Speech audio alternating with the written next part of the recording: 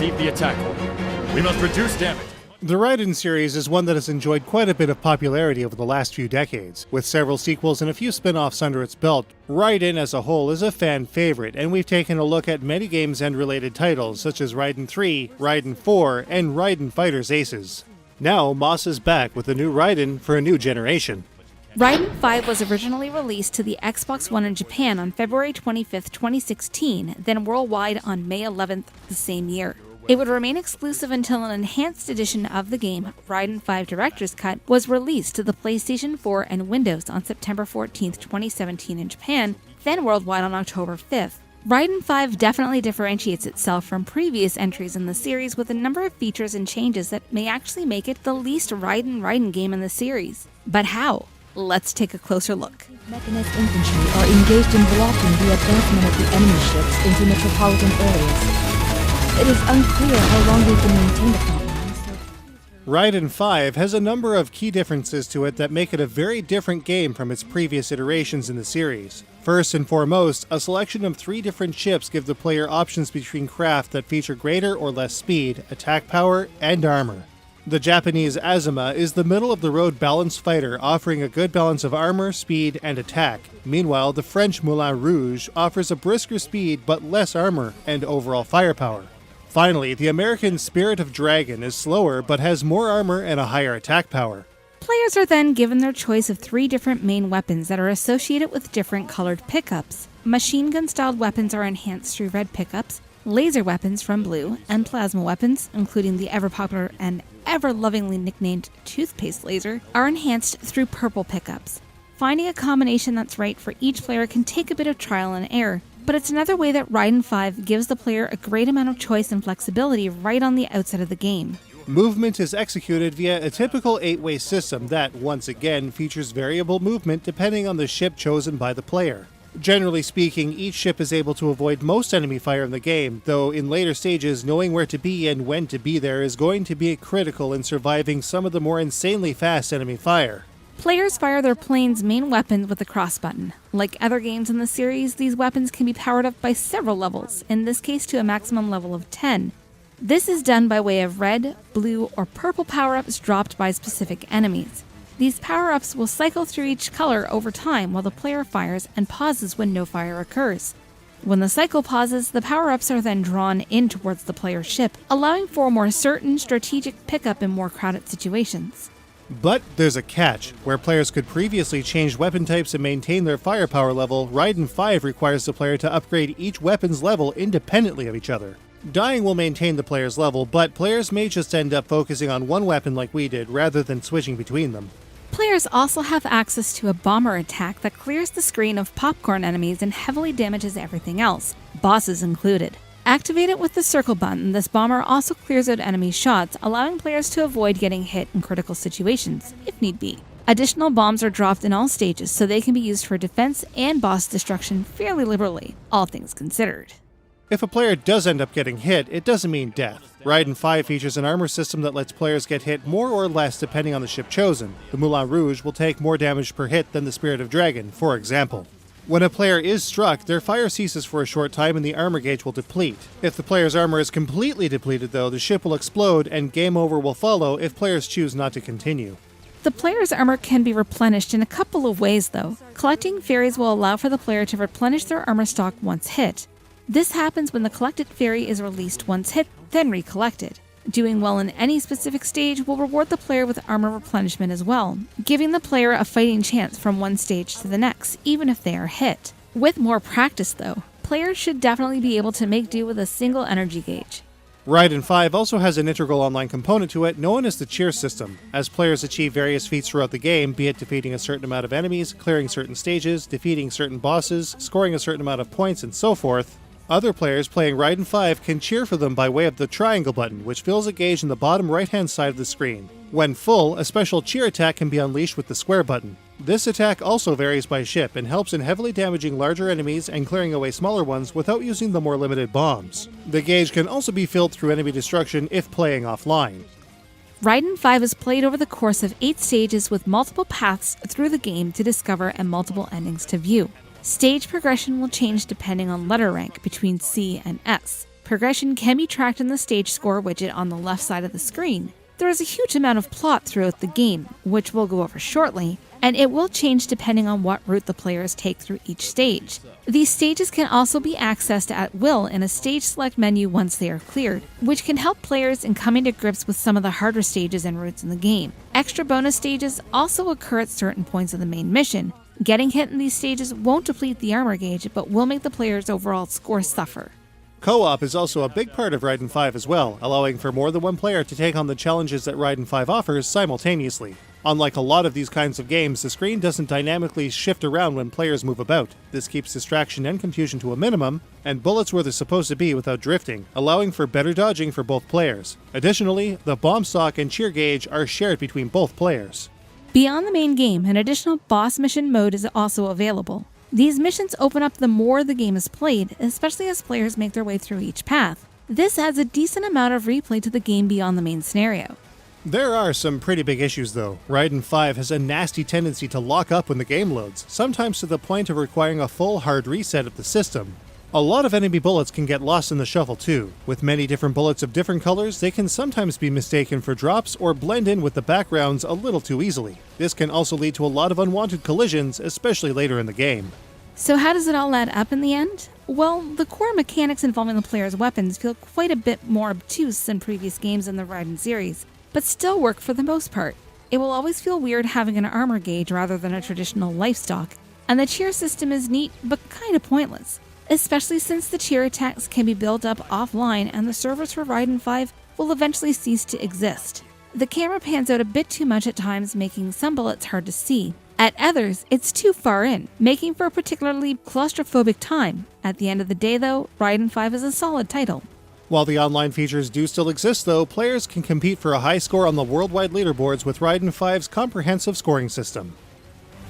Well, I'd like to relax over a coffee now, but it seems that's not possible. What's the report, Ashiria? We have received contact from the Middle East page. Scoring in Raiden 5, as with Raiden 3 and 4 before it, employs a system known as the Flash system, to reward players with higher multipliers based on the speed of enemy destruction after they appear on screen.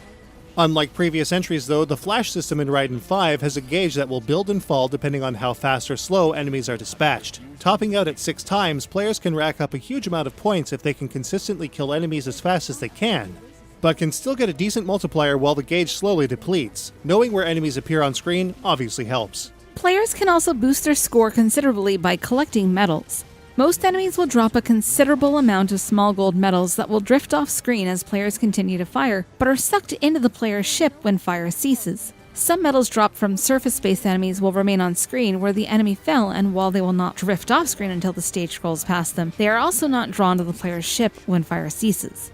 Bonus stages can add a huge amount of pointage to the player's score as well, since medals of different size and type are required to progress to each subsequent portion of the bonus stage. The more the better, and the total number of collected medals contributes to a letter rank. Additional bombs and even fairies are also awarded for better results. A number of other secret bonuses also exist in Raiden 5. Soul towers, just like those in Xevious, can be uncovered by hovering over the tips of these towers that poke out of the ground. Once uncovered, they can be destroyed for 30,000 points. The series' trademark Mycluses also make an appearance, and once collected, reward the player with 50,000 points. Finally, fairies can be discovered at certain points of the game. When collected, they reward the player with a sizable bonus. Each stage is made up of several phases, and bonuses are applied at the end of each one, taking remaining shields, bomb stock, medals collected, and flash shot level into consideration to add a decent bonus to the player's score. At the end of each stage, another bonus similar to the phase bonuses are also applied, with the additional bonus of enemies destroyed added to the mix. The better the player does across all stage phases and in general will determine the path the player will make their way through in terms of letter grade as well. Players can even stack up their scores in real time using the graph widget on the left-hand side of the screen. When playing for score, the world best, player best, and real-time scores can be viewed at a glance, allowing for an easy, simple way for players to keep track of their progress at a glance anytime. Raiden 5 makes for a decent game to play for score, even if the core game mechanics differ so wildly from Raiden 3 and 4. Don't know the details.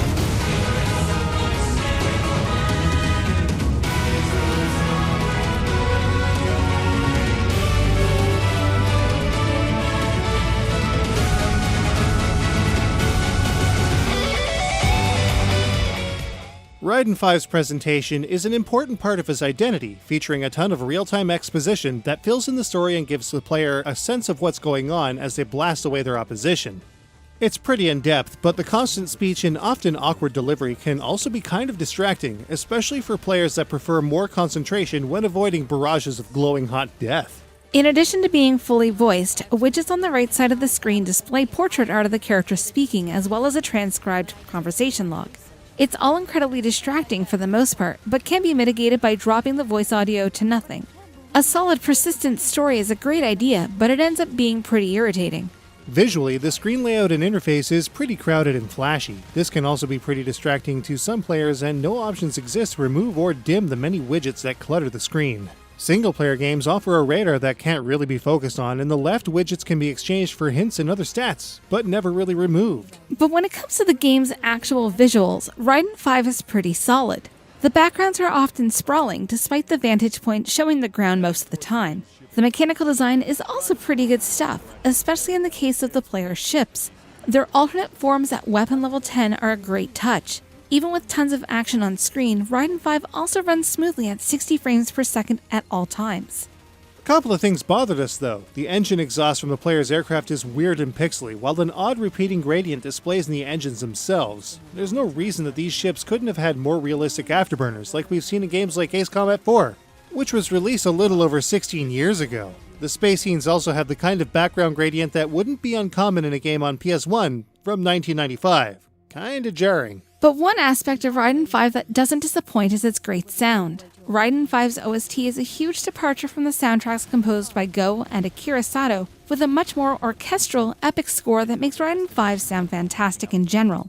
Filled with many standout tracks, each stage has its own unique theme that works very well for their setting. In addition, the sound effects throughout the game are top-notch, with nothing that ends up being irritating, with the exception of the cheer notifications when online, especially when a player could, in theory, collect well over 200 cheers in a single stage, something that actually literally happened in one of our live streams. It can be pretty annoying, and, like some other aspects of the game, fairly distracting too. A number of options exist to tweak the gameplay experience in Raiden V, such as sound balance, in-game tweaks such as shield rates, bomb stock, cheer connect, and screen position. Trophy support is also present as well as an unlockable image gallery. However, no Tate support exists, thanks to the integral nature of the game's widgets. If Battle Garega could do it, why not Raiden V? So, in the end of it all, how does Raiden V stack up? Let's take a look.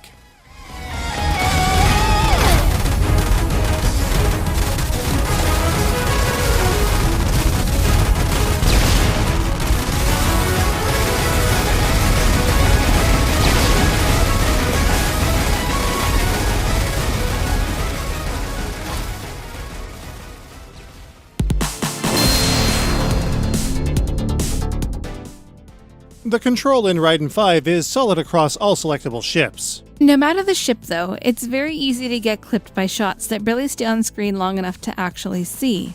There is a good amount of challenge to Raiden V, with a normal difficulty that should be challenging to most players. Additional difficulties and options exist to make things easier or harder for any player of any skill level. With a long scenario that includes 8 stages, 2 bonus rounds, and multiple phases for each, there's a ton of gameplay here. Additional missions and real-time monitoring for score attack gives Raiden V a good amount of replay. Most of the visuals in Raiden V are smooth and well-produced, especially with many of the background environments. Iffy character design and weird exhaust effects, not to mention a cluttered UI, detracts from the game's solid visuals.